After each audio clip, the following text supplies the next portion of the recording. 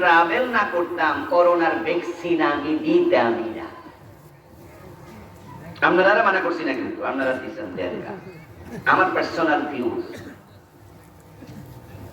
আমি যখন করোনা চলে, তখনও করোনা শেষ দিকে আমেরিকা ট্রাভেল করেছি।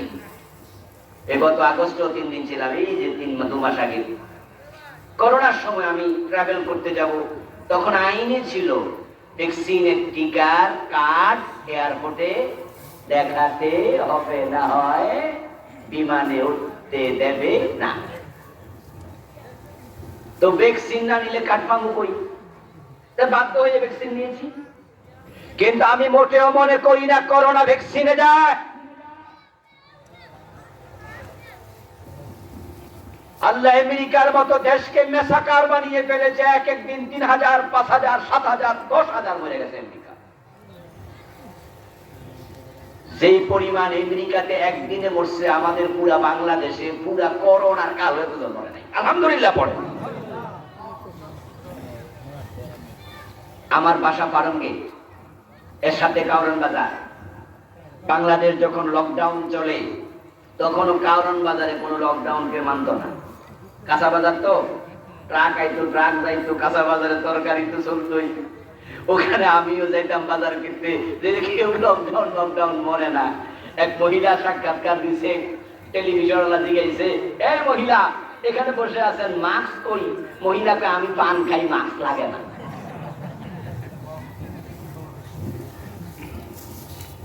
France, Russia, Germany, China, UK, America corona ওদেরকে মেসাকার বানিয়ে দিছে, আর বাংলাদেশকে হেফাজত করেছে। আল্লাহ যদি করোনা তুলে না নিত, ভ্যাকসিন দিয়াও বাঁচতে পারতেন না। ঠিক, এটা একটা গজব ছিল। আল্লাহ নিজে গজব দিছে, আবার নিজ কুদরত সেটা উঠাইয়া দিছে। এটা রোগ হবে, শোক হবে, বিপদ হবে, মুসিবত হবে। ভ্যাকসিন নেওয়া জায়েজ নয়। ভ্যাকসিন নেবেন, ওষুধ খাবেন, কারণ নবীজি নিজে ওষুধ খাইছে। ওষুধ খাওয়া একটা ওসিলা, এটা সুন্নত, অসুবিধা নাই। কিন্তু ভুলে যাবেন না আল্লাহর কথা, ঔষধ মূলত ভালো করে না, ভালো করে কে? ক্যান্সারের ডাক্তারের ক্যান্সার হয়েছে, এমন ঘটনাও আছে। ও বেটা নিজের রোগ নিজে ভালো করতে পারে নাই। আসলে ঔষধের কোন সামর্থ্য নাই যদি আল্লাহর হুকুম না হয়। তো আল্লাহ বলছে, উদউনি আস্তাজিব লাকুম, বিপদে পড়লে আমাকে ডাকো। قال رسول الله صلى الله عليه وسلم لا يرد القدر الا الدعاء। আল্লাহর কাছে দোয়া করা এত শক্তিশালী অস্ত্র যে নবীজি বলছেন, তাকদীরে আল্লাহ যা লিখেছে এটা পরিবর্তন করার ক্ষমতা কারো নাই, তবে দোয়া তাকদীর পর্যন্ত পরিবর্তন করে ফেলে। প্রশ্ন হতে পারে কেমনে? উত্তর হলো, আমরা দোয়া করি কার কাছে? প্লিজ কথা বলেন না সবাই। দোয়া করি কার কাছে? তাকদীর লিখছে কে? তো যিনি লিখছেন উনি মোসার ক্ষমতা তার আছে। এজন্য নবীজি বলছেন, দোয়া সিলাহুল মুমিন। দোয়া হচ্ছে মুমিনের অস্ত্র। কারো কাছে যদি একটা পিস্তল থাকে, সেটাতে বুলেট ম্যাগজিনে পূর্ণ করা থাকে, ও বেটা রাতে 1টা বাজলেও যদি যায় কোথাও, এ বেটা কি কারোর ডরায়? এ বেটা মনে মনে কি করে, এটা খারাপ সামনে দিয়ে মুখ শুট করে।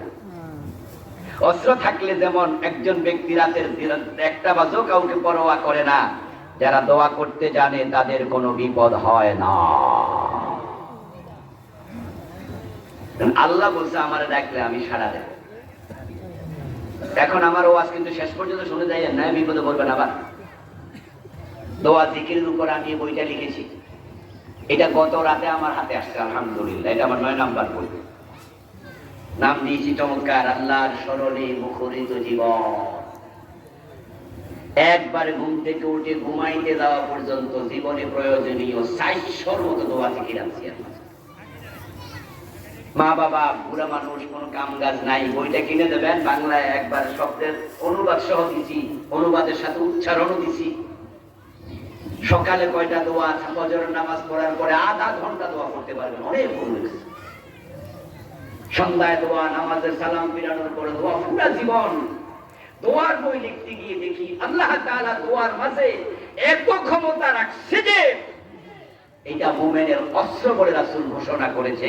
কারণ আল্লাহ যদি আপনার ডাকে সাড়া দেয়, আপনার কোনো বিপদ আর বিপদ থাকে না, সব আসান হবে, সব ইজি হয়ে যাবে। এখন দোয়া শেষ পর্যন্ত কেন শুনতে বলছি?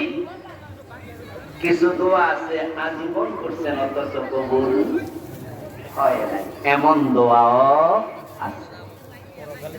তখন তো আপনি আবার ভুল বুঝবেন, আপনি বলবেন যে তো হুজুর না কইছে দোয়া